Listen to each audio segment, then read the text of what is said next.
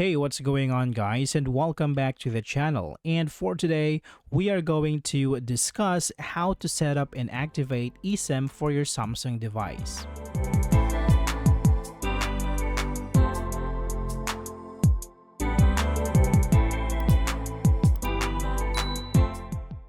Setting up and activating an eSIM on your Samsung device is a simple process that enhances your mobile connectivity.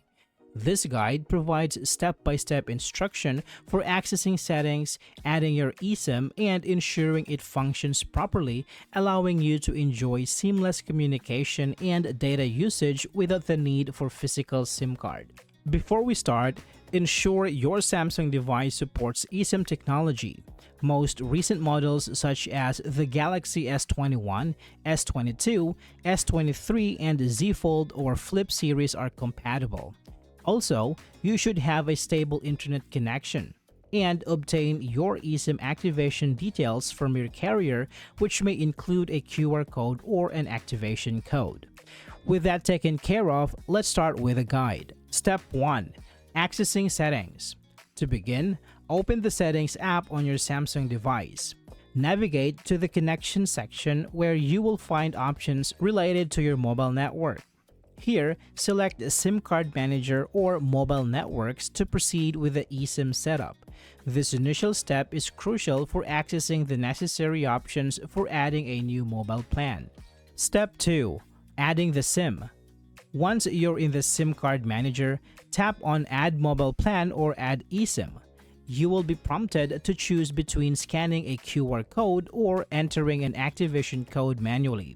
This step is essential for initiating the installation of your eSIM profile, which will enable you to use mobile data and make calls. Step 3. Installing via QR code.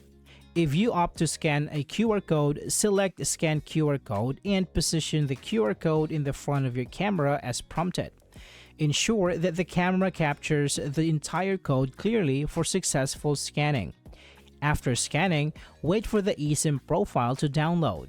This process typically takes just a few moments to complete. Alternatively, if you prefer manual entry, tap on Enter Activation Code. Input the activation code provided by your carrier carefully to avoid any mistakes.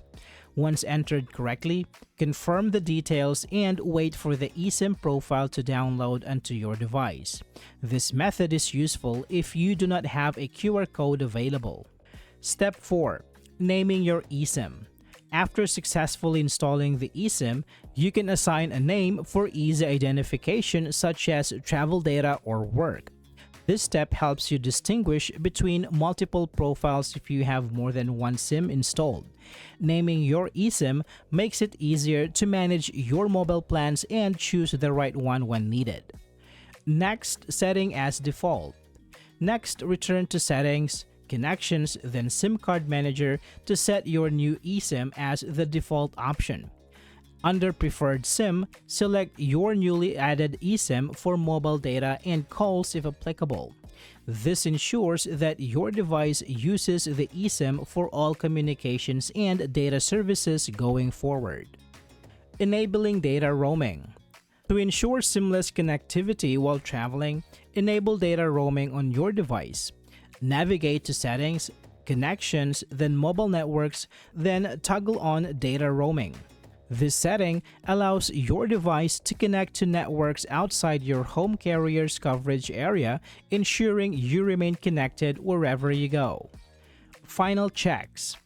Finally, double-check that your eSIM is selected as the primary SIM for mobile data usage. Go through the settings again to confirm that network operators are set to select automatically for optimal connectivity. If everything looks good, you should be ready to enjoy uninterrupted service with your new eSIM. Activating an eSIM on your Samsung device streamlines your mobile experience by eliminating the need for a physical SIM card. By following the outlined steps, you can easily set up your eSIM and enjoy reliable connectivity. I hope this video is helpful for you guys. Thank you so much for watching, and I will see you on the next one.